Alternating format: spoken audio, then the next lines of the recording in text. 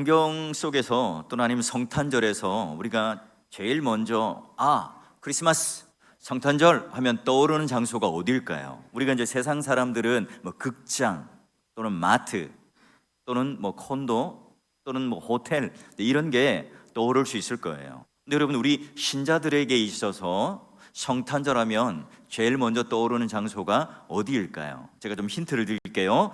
동방 박사들이 경배한 곳이에요. 천사들이 양을 치는 목자들에게 찾아가서 예수님이 나셨어요 라고 말해준 곳이에요. 또 마리아와 요셉이 하루를 묵고 마국간에서 이 아기를 낳으신 곳, 자, 그곳이 어딜까요? 오늘 말씀의 제목처럼 베들레헴입니다. 여러분, 예수님이 이 땅에 오시기 전에 700년 전에 그분이 이 베들레헴에서 태어날 것을 예언한 선지자, 가장 또렷하게 예언한 선지자가 누구냐? 바로 오늘 미가 선지자예요. 베들레헴은요, 예루살렘, 오늘날로 치면 서울 수도에서 약 한 8km 정도 떨어져 있는 시골 동네입니다. 보잘것없는 빈민촌, 달동네, 변두리예요. 로마, 에베소, 빌립보 좀 이런 큰 그런 도시가 아닙니다. 여러분, 룻기에 나오는 나오미의 고향이 어디냐? 이 베들레헴이에요. 나오미와 이 식구들이 그 땅에 흉년이 들자 살지 못하고 모압 땅으로 내려가죠. 그래서 나오미와 그 남편과 이 아들이 모압 땅에서 다 죽고 잃고 그 며느리와 함께 베들레헴으로 옵니다. 그런 흉년과 또한 아픔의 역사가 있는 곳이 베들레헴이고요. 또 여러분 잘 아는 다윗이요, 목동이었을 때 양을 칠 때 그 고향이 어디냐? 바로 베들레헴이죠. 그러니 위대한 다윗의 고향인 베들레헴, 우리가 볼 때 아주 유명하고 멋지고 화려한 곳이 아니라 이와 같이 시골 변두리였어요. 세월이 지난 지금에도 어떻습니까? 중동 지역에 이스라엘과 이 팔레스타인 간에 지금도 청성이 멈추지 않고 있습니다. 화약 냄새가 여전히 나고 있는 이 갈등의 장소가 어디입니까? 격렬한 전투가 벌어지고 있는 곳, 피를 흘리고 있는 곳이 어디입니까? 베들레헴이에요.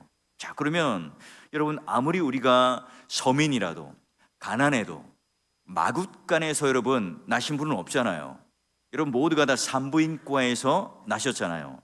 다 그런 것처럼 오늘 여기 이 예수님은 목수의 아들로서 빈방을 찾지 못하고 결국 마국간의 그 말구유 말밥통에 나셨어요. 그럼 여러분, 오늘 미가 선지자가 베들레헴에 날 거다, 마국간에서 날 거다, 그 장소가 의미하는 게 과연 뭘까요? 여러분, 메시아를 보낼 때 우리의 왕이 오세요. 유대인의 입장에서는 다윗과 솔로몬과 같은 이런 왕이 나십니다. 그러면 어디에 나는 게 멋져요?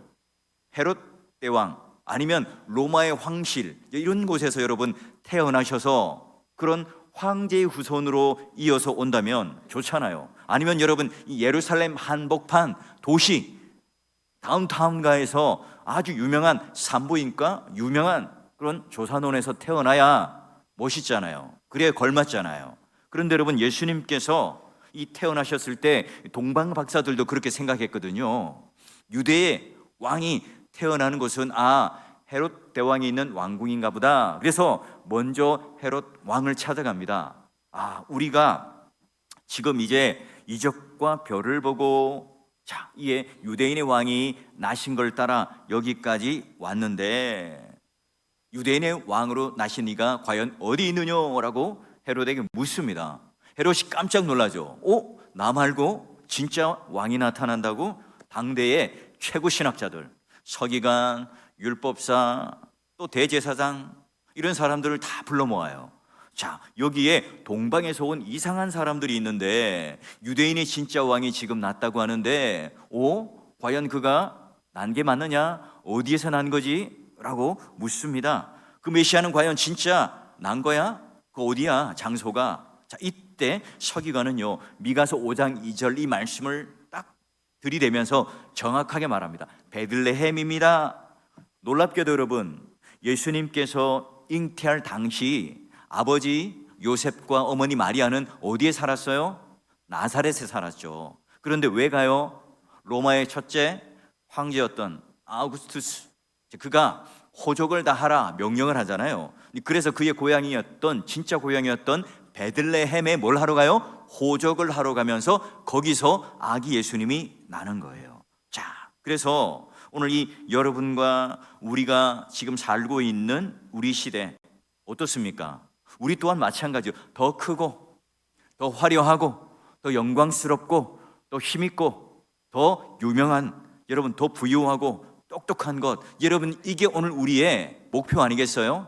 세상은 그걸 숭배합니다. 그걸 더 좋아합니다. 여러분 그래서 식당도 크게 지어야 하고요.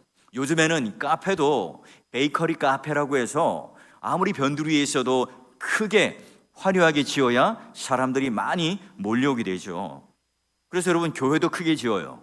그리고 더 큰 목회, 더 높은 목회를 하고 싶은 생각을 가질 수도 있을 거예요. 그래서 이 교회가 세상처럼 더 영광스럽고 더 힘있는 교회가 되기를 원하는, 그래서 우리도 모르게 이 바벨탑을 쌓고 있는지 몰라요. 근데 세상은 교회가 커지면 커질수록 거기에 대해서 와, 교회가 멋지구나, 교회답구나 이렇게 보지 않아요. 그러면 왜 예수님은 이 베들레헴 변두리 시골 동네 그리고 마국간에서 태어났을까요? 이 성탄의 의미가 과연 뭘까요? 만약 여러분 예수님께서 황제의 아들로 태어났다고 합시다. 그럼 여러분 우리같이 서민, 우리같이 일반 백성들은 예수님을 쉽게 만날 수 있을까요? 못 만나요.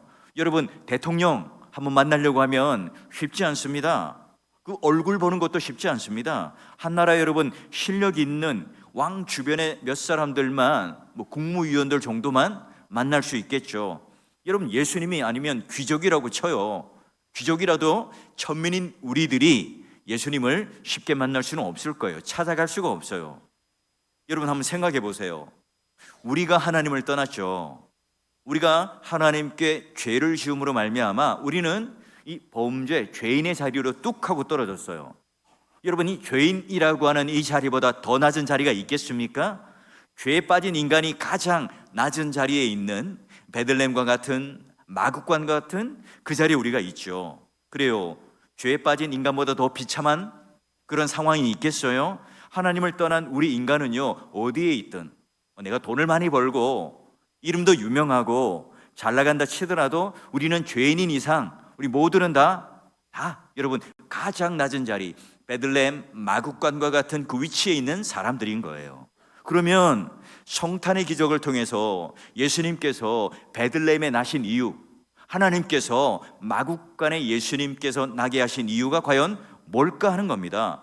우리에게 주는 유익이 뭐죠? 구원의 유익이 뭘까요? 성탄절날 예수님께서 이 땅에 오셔서 우리에게 주시는 이 첫 번째 유익이 과연 뭐냐? 자, 첫 번째는 이겁니다.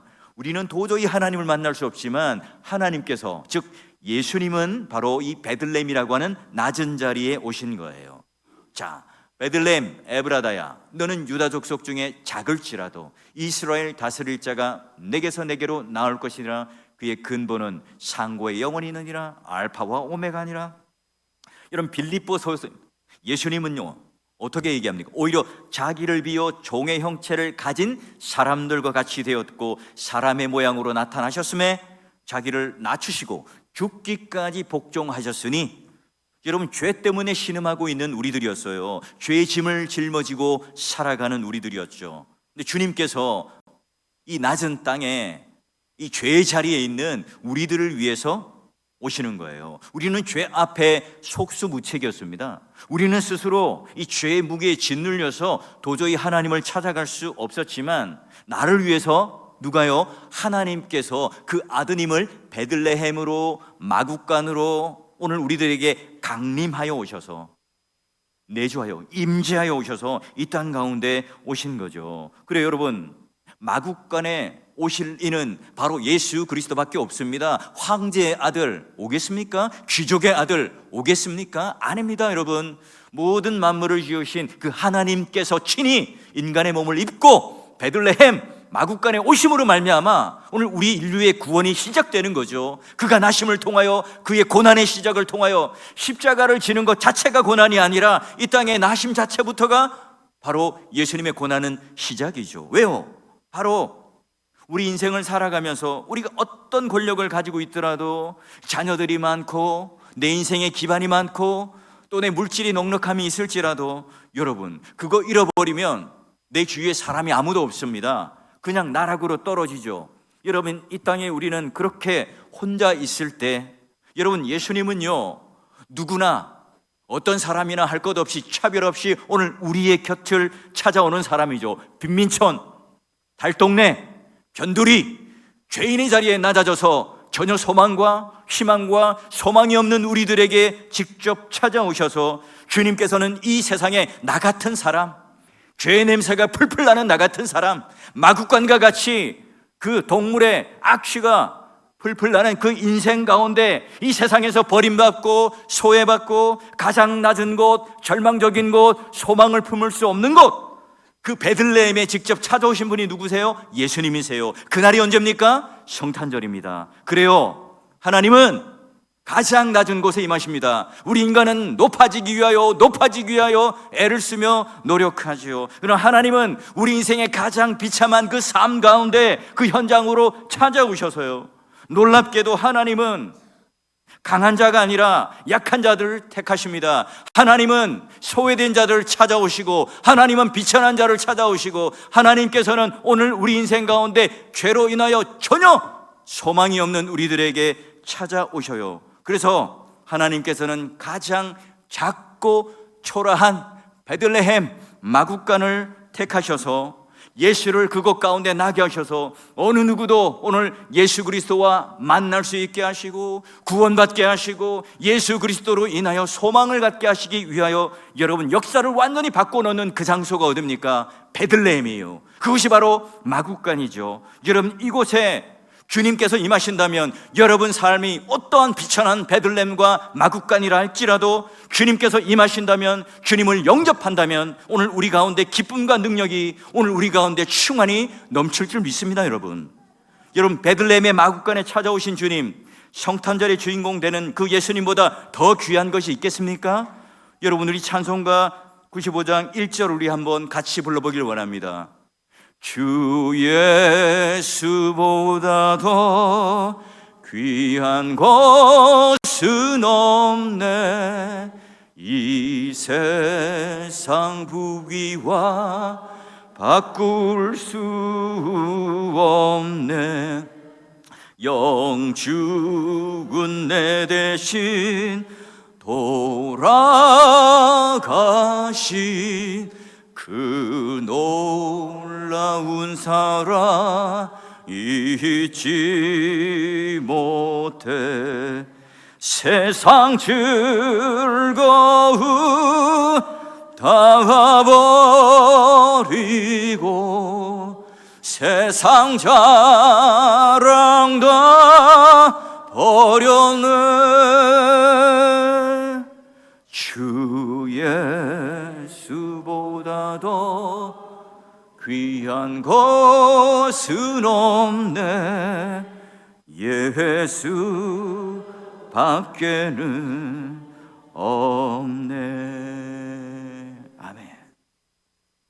베들레헴에 찾아오신 우리 주님은 즐거울 때도 함께 하시는 주님이시지만 슬픔과 절망 가운데 빠져 있을 때도 함께 하시는 주님입니다. 이 땅 가운데 살아가면서 함께 하시는 주님이고, 천국 갈 때도 함께 하시고, 이 땅에서도 함께 하실 뿐만 아니라 천국에서 영원히 오늘 주님의 임재를 누리며 살아갈 수 있기 위하여 베들레헴 마구간에 임재하신 그 예수님, 저와 여러분 삶 가운데 어떠한 비천한 베들레헴 그 변두리 인생, 마구간과 같은 인생일지라도 오늘 주님께서 성탄절날 여러분 심령과 여러분 삶과 가정 가운데 임재하셔서 오늘 하나님께서 우리 인생 가운데 베풀어 주신 놀라운 이 복, 하나님의 영광의 복, 낮아지심을 통하여 오늘 우리에게 오심을 통하여 놀라운 복이 되신 것처럼 저와 여러분 성탄절날 오늘 하나님께서 함께 하시며 임재하시며 우리 인생 가운데 천국 가는 그날까지 영생을 누릴 수 있는 놀라운 복락을 선물로 받은 것에 대하여 감사하며 기뻐하며 찬송하는 성탄절 될 수 있기를 주의 이름으로 축원합니다. 예, 베들레헴은요 위대한 사람이 났거나 장소가 특별한 게 아니에요. 성경지리 탐방, 소위 이제 성지순례라고 하는 것을 가보면 유명한 사건이 있었던 곳 또는 특별한 이 교회들을 기념하여 짓죠. 그것이 특별한 것이 아니에요. 특별하신 하나님의 역사를 이루셨기 때문에 특별한 거죠. 장소가 거룩한 게 아니라 그것에 임하신 예수님, 바로 성자 예수님 때문에 특별한 거예요. 베들레헴요, 그냥 우리와 똑같은 땅이에요. 베들레헴, 에브라다, 옛날 이름이거든요. 작고 하찮고 초라하다는 의미예요. 누구에게도 주목받지 못한 땅이었어요. 하나님은 초라한 그곳, 주목받지 못하는 그곳, 바로 예수 그리스도를 나게 하는 위대한 일을 이루셨죠. 그래서 베들레헴은 하나님의 아들이 오심을 통하여 이 세상에 거룩한 땅이 되었고, 그 놀라운 상징을 통하여 사람이 이룬 게 아니라 하나님께서 예언하시고 약속하시고 그 예언을 성취한 땅으로, 약속의 땅으로 하나님께서 직접 임하신 그 땅의 상징으로 베들레헴으로 오늘 우리들에게 선물로 주셨습니다.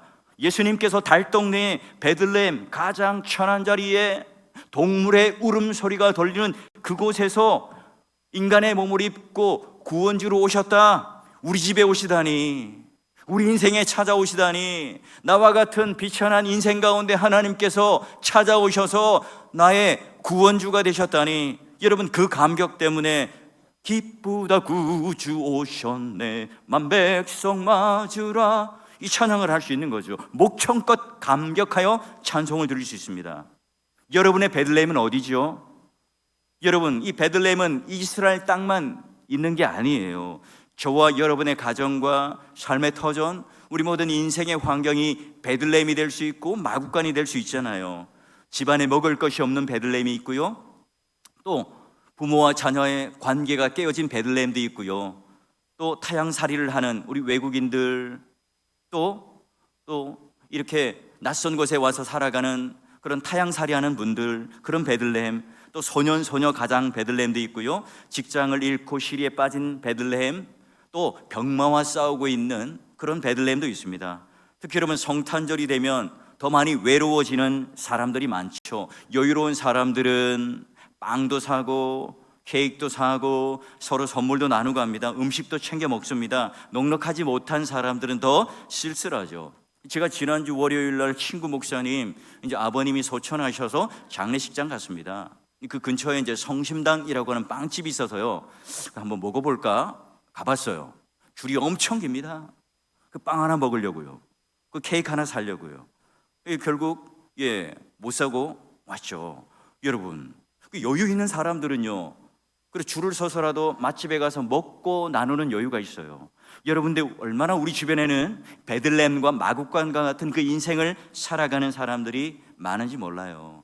그래요. 그런 눈에 보이는 물질 말고도요, 오늘 우리의 심령이 베들레헴이 되고 마국간이 되는, 나 별 볼 일 없는 존재야, 내가 이렇게 살아서 뭐해, 내가 여기서 끝내야지, 내가 겨우 이런 삶을 사는 걸까, 이런 한탄하는 그런 베들레헴과 그런 마국간도 있잖아요. 이 하나님께서는 내가 아무리 작게 여기고 초라하게 여기는 그 사람에게도요, 낮고 보잘것없는 사람에게도 하나님께서는 다 찾아가셔서 품어주시는 분이죠.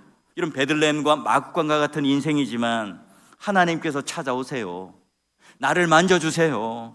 그러면 여러분, 별 볼 일 없는 인생이지만 별 볼 일 있는 인생으로 변하죠. 특별한 인생이 됩니다. 오늘 하나님께서 우리를 들어 쓰시는 인생이 돼요. 또 혹시 반대로 나는 너무나 특별한 사람이라고 스스로 자부하는 사람들이 있습니까? 그렇다면 여러분, 오늘 예수 그리스도께서 종의 형체로 자기를 비우고 낮아지신 이 겸손을 배우시길 바랍니다. 하나님이 하시는 일, 하나님께서 지금 여기에 임재하신 것은요, 어디에 사느냐, 얼마를 가졌느냐, 어떤 지위에 있느냐, 어떤 능력을 가졌느냐, 여러분 거기에 조건이 있고 그것 때문에 지금 예수님이 우리를 찾아오신 게 아니죠. 많이 가졌던 적게 가졌던 그것과는 상관없이, 출중한 능력을 가졌던 출중한 능력을 가지지 않았던 그것과는 상관없이, 오늘 하나님께서는 오늘 낮고 비천한 자리에 있는 인생, 이 겸손한 그 사람들을 찾아오셔서 택하시고 또한 사용하시고 들어 쓰시는 분이세요. 여러분, 예수님께서 이렇게 낮고 천한 장소를 선택하신 이유가 뭐라고요? 누구나 쉽게 다 예수님께 나올 수 있는, 그래서 수고하고 무거운 짐진 자들아 다 내게 와서 맡겨라, 여러분, 그 놀라운 쉼과 안식이 있는 곳은 예수 그리스도 품 안 그밖에 없죠. 그래요, 여러분, 베들레헴이라고 하는 이 장소의 뜻이 뭐냐면요, 떡집이라고 하는 의미가 있습니다. 빵집. 그래요, 바로 영원한 생명이 되신, 떡이 되시는, 빵이 되시는 예수님께서 바로 떡집에서 태어나셨어요. 그래서 생명의 떡으로 말미암아 2000년 전에 이 땅에 오셔서 오늘 우리의 모든 허기짐을, 이 영원한 생명의 떡을 통하여 우리에게 생명을 주시고, 또한 우리에게 영원히 목마르지 아니할 그런 생명의 피와 포도주를 허락하셔서 그 은혜의 포만감을 주신 이가 바로 예수 그리스도입니다. 여러분, 베들레헴과 같은 이런 우리 심령에 주님이 오셔서 구원을 받고 주님을 모시고 살아간다면 이제 우리는 뭐예요? 베들레헴 교회가 되고 베들레헴 성도가 되고 또한 베들레헴 가정이 되겠죠. 그럼 여러분, 우리는 뭐 해야 되겠어요? 예수님처럼 우리보다 더 낮은 곳, 내 이웃들, 또 다른 베들레헴은 없는지, 마국간은 없는지를 살펴보며 그 예수님께서 찾아오셨던 것처럼 또한 우리는 그 은혜를 가지고 그곳을 찾아가야 되겠죠. 여러분, 작가 찰스 디킨스의 크리스마스 캐롤이라는 소설 아시죠? 성탄절의 기쁨을 모르고 살았던 그 영감, 아주 구두쇠였던 스크루지 영감이 주인공이잖아요. 지독한 구두쇠였습니다. 웃음도 없고 어느 누구와도 다정하지 않은 사람이었어요. 그가 성탄절 기쁜 날이지만 그가 이제 과거와 현재와 미래를 보는 그 꿈을 꾸게 됩니다. 그는 그래도 구두쇠이지만 열심히 살았다고 자부하면서 그렇게 여겼거든요. 그러나 여러분, 어느 날 꿈을 꿉니다. 사람들이 이제 지나가면서 자기를 매우 나쁘게 평가하는 것을 들어요. 특별히 여러분, 어떤 사람의 장례식 장면을 딱 보는데 사람들이 말합니다. 아이고, 저 불쌍한 영감이야. 부지런히 열심히 돈만 벌면 뭐해? 독사처럼 그렇게 인정머리 없는 영감인걸. 그래, 맞아. 돈을 벌 줄만 알았지 쓸 줄은 몰랐잖아. 아이고, 저렇게 해서 다 남기고 가는데 무슨 소용이 있어? 이 도대체 이제 누구의 묘지인가를 한번 봤어요. 그런데 스크루지 자신의 묘지였던 거예요. 그 순간 그는 털썩 주저앉고 맙니다. 그때 잠이 깨죠. 그리고 나서 크리스마스 아침이 되었고 교회에 그런 멀리서 이 종소리가 은은하게 들려왔어요. 식은땀이 온 몸에 흘렀죠. 스크루지는 그날 교회를 찾아갔어요. 그리고 새롭게 태어난 기쁨의 날로 여기고요, 그 이후로 빈민 구두쇠에 가서 나눔도 하고 이웃들을 향하여 다정하게 나눔을 하는 새로운 삶을 살았다는 그런 이야기잖아요. 여러분, 성탄절을 맞이하는 우리의 마음은 어떻습니까? 여러분, 우리가 이 스크루지가 꿈을 꾸기 전과 꿈을 꾸기 후에 이 상황, 우리는 어디에 있죠? 여러분, 돈이 좀 있고 평안하다고 그것 잠시 우리들에게 오는 평안이죠. 근데 여러분, 그 모든 것들이 다 또 평안이 왔다, 두려움이 왔다, 염려가 왔다, 또 평강이 찾아왔다, 만족이 왔다가 또 내가 부족함을 느끼는 게, 이게 막 겹치는 게 뭐예요? 인생입니다. 요즘 우리 젊은 부부들 어떻습니까? 임신, 출산, 육아에 대한 두려움이 있잖아요. 그래요. 이 아이를 내가 낳더라도 어떻게 양육을 하고 어떻게 키우고 돌보지? 이 아이의 사교육비는 어떻게 할까? 내가 이 아이를 위하여 투자하고 나면 나의 노후는 어떻게 될까? 여러분, 이게 실제적인 고민이고 두려움 아닙니까? 그래요. 그러나 오늘 하나님께서 우리 가운데 찾아오셔서 모든 것을 책임지신다는 이 믿음, 그 놀라운 하나님께 전적으로 맡김이 있을 때 우리는요, 그 염려와 두려움에서 벗어날 수 있어요. 자, 그러면 예수님께서 이 베들레헴에 찾아오셔서 우리들에게 주시는 두 번째 유익이 뭐냐? 자, 보면 5장 4절, 예수님은요 참된 평강을 주시기 위해서 오신 거예요. 그가 여호와의 능력을, 그의 하나님 여호와의 이름의 위엄을 의지하고 서서 목축하니 그들이 거주할 것이라. 이제 그가 창대하여 땅끝까지 미치리라. 이 사람은 뭐예요? 평강이 될 것이라. 그가 베들레헴에 나시는데요, 가장 큰 선물이 뭐냐면 평강이랍니다.